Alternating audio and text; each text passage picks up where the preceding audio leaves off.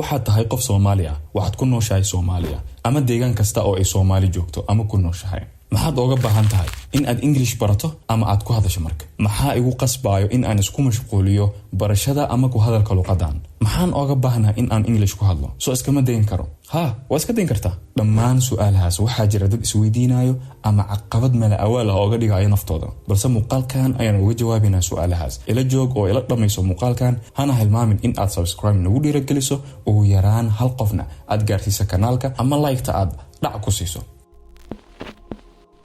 Assalaamu calaykum saaxiibayaal waxaan ahay Ibrahim Aadam ku soo dhawaada kanaalka barashada af Soomaaliga ku soo dhawaada kanaalka barashada Englishka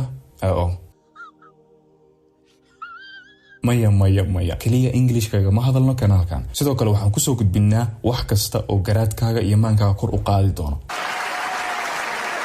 waxaa si toos ah u gudagali doonaa mowduuceena maanta waxaan maalmahan kana sanaynay Englishka balse maanta waan ku soo laabanay midda ugu horeysa ee aan kula wadaagi doono marka waxay noqonaysaa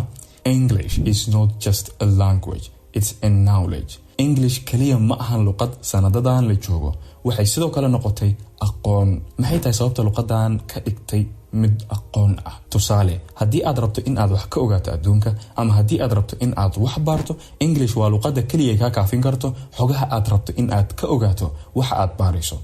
waa waxa kugu qasbayo in aad English barato ka Soomaali ahaan haddii aad rabto in aad apply garayso shaqo sida NGO-yada oo kale ama shaqooyinka sarsare English waa luqadda ugu horeyso ee lagu weydiinayo in aad taqaano waa caqabada labaad ee kugu qasbayso in aad barato English ka Soomaali ahaan qodobka labaad ee kaasi xiga muxuu noqonayaa traveling to the world or exploring to the world safarada caalamiga markii aad u safarto wadan kale ama marka ugu horeysa ee aad ka baxdo Soomaaliya English waa luqadda kaliya isku fahmi kartaan dadka aan u dhalan wadankaaga waxa ay qaybta immigrationka waxa ay qaybta international transferka tusaale haddii aad tahay transit wadan aad ku tahay waxa u baahan tahay in aad qaybta transferka international transfer so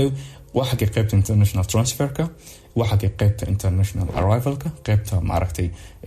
dadka ka soo degayo maaragtay caalamka yani caalamiga ah waxa ay qaybta package reclaimka يعني واحد قيبته ماركتي باكج كيسو iyo boorsooyinkaaga aad ka soo qaadan lahayd waxa qeybta exit-ka waxa meeshaad ka bixin lahayd maxaad ku su'aalaysaa dadka aan u dhalan wadankaaga intaas oo dhan hadii aadan aqoon English ma luqad dhugul ay kula hadlaysaa si marka dadkaas aad isku fahantaan ama aad oo la xiriirto waxaad u baahan tahay in aad English taqaano sidoo kale waxa jiro calaamado ku qoran madaarka dhexdiisa oo ku tilmaamayo oo aad oga maarmi karto in aad qof weydiiso intii aan soo sheegnay hadii aad luqadii aqoon marka sidee baad u fahmaysaa waay marka waa mid kamida marka waxa kugu qasbayo in aad luqadan hadda meel iska saarto waa ina hadda meel iska saarta ana markaan kula hadlaayo ama mowduuc ku sharaxayo waxaan kula hadlayaa si personal ah this is affects you okay English affects you everywhere meel kastoo aad tagtid oo ku saameynaya English okay qodobka saddexaad muxuu noqonayaa marka ay ku saameynaya education ama waxbarashada inkastoo qodobkan ay kii hore ismatalaan haddana tusaale waxaad heshay scholarship